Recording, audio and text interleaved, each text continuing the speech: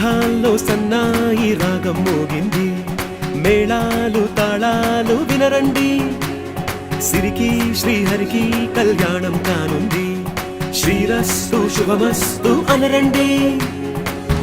అచ్చతలు గంటో పెళ్లికి అర్థం చెప్పారంటూ, మెచ్చదగు ముచ్చట ఇది అని సాక్ష్యం చెబుతామంటూ, జనులంతా జై కొట్టేలా జరిపిస్తామండి. అందాల కుందనపు బొమ్మవని జత చేరుతున్నా